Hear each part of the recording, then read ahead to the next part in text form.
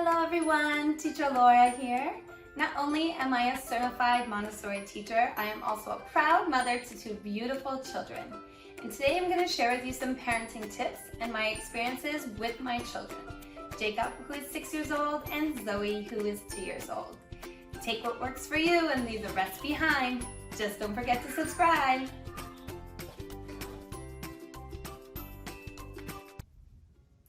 Hello and welcome to today's parenting tip, understanding your child's love language.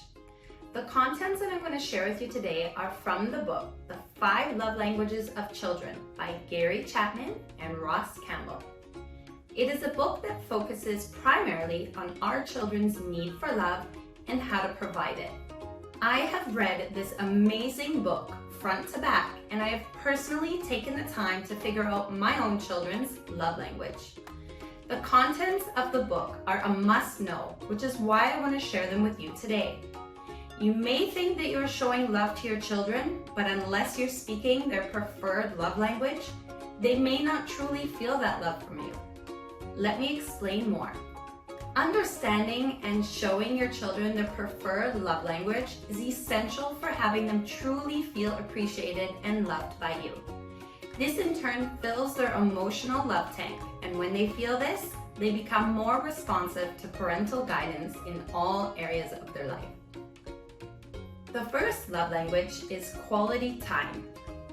If your child often says to you, "Watch this, look what I can do, watch me," or if your child often asks you to read her a story, play with them, color a picture with her, play hide and seek, or go for a bike ride together, then these are all perfect indicators that your child's primary love language is quality time. Or do you often notice your child making comments to you such as, "You're always busy, you never do anything together, you only spend time with the baby"? Then you need to put away all of your devices and give them your complete and undivided one-on-one attention. You would be so surprised at what even 15 minutes a couple of times per day could do for your child's behavior and emotional love tank. The next love language is words of affirmation. If your child is constantly seeking comments of reassurance, such as, "Do you like the picture I just drew?" Or, "What do you think about my dress?" Or, "Did you see how hard I threw that ball?" Or even, "Do you like the Lego house I just built?" Then these would perfectly indicate that your child's primary love language is words of affirmation. Comments you could consider saying to fill their love tank by words of affirmation could be, "Your hair looks really nice," or, "I like how you picked that shirt to wear today, it looks great on you," or, "Wow, you used almost the whole page to draw your picture. That shows determination." Maybe even sending a surprise text or email to the older ones. Physical touch is the next love language. Does your child often come up to you and hug you or try to tickle you? How about play with your hair or often want to hold your hand? Or do they want to play wrestle? These could all mean that your child's primary love language is physical touch.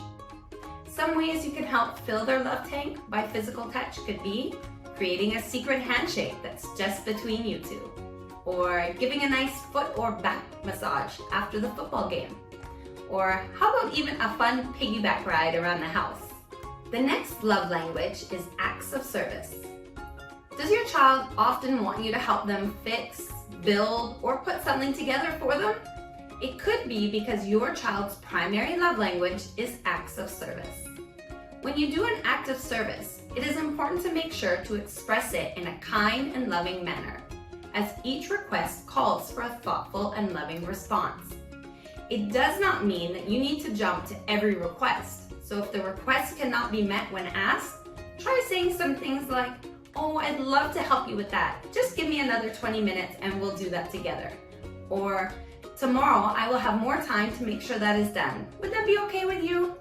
Here are some ideas for you to choose from to help fill your child's emotional love tank by acts of service. Help your child practice their favorite sport, such as kicking the ball around some obstacles that you set up. Instead of just telling your children to go to bed, pick them up or walk with them there and gently tuck them in. Sit down and help your child if you notice they're having computer problems. Make them a surprise breakfast when they wake up. For school-aged children, help them select their outfit in the morning. For younger children, take out their favorite toy and have it ready to be played with you, or when they come home. When running late for an appointment, calmly help your child to finish what they are doing instead of just telling them to hurry up. Make some flashcards to help an older child study for an important test or quiz. Then work with them until they feel more confident about it.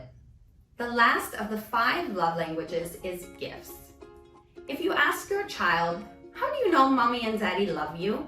and then they run around the house pointing out the different things that you have given to them, or have they ever come back from someone's house and said, "Wow, they really love me, look what they gave me," then that's a pretty good indication that their primary love language is gifts. Consider continuing this way of showing your love with gifts by bringing something home to your child that they can relate to or what interests them. And then add in a nice reason as to why you got it, just for them. For example, "I got you this green cup because I know green is your favorite color." Or, "I bought your favorite snack for us to have after dinner tonight." Or, "I made you this card at work today." Or, "I framed this picture of us from our trip because we had such a great time." Or, "I got you the next book of the series you are reading because I see you are almost done reading the last one." Really, any type of gift that you can bring to your child, if it's their primary love language, they will feel the emotional love. When we as parents recognize and respond to each child's individual and primary love language in a loving and positive way, the child is sure to walk away with a full love tank.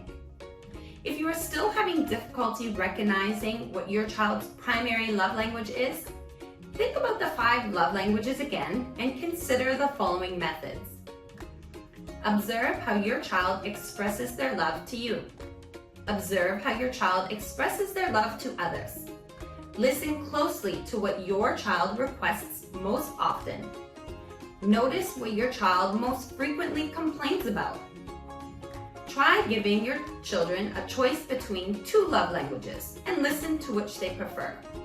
For example, "I have to go away on a business trip. Would you prefer I bring you back a special surprise, gifts, or write you something on a postcard, words of affirmation?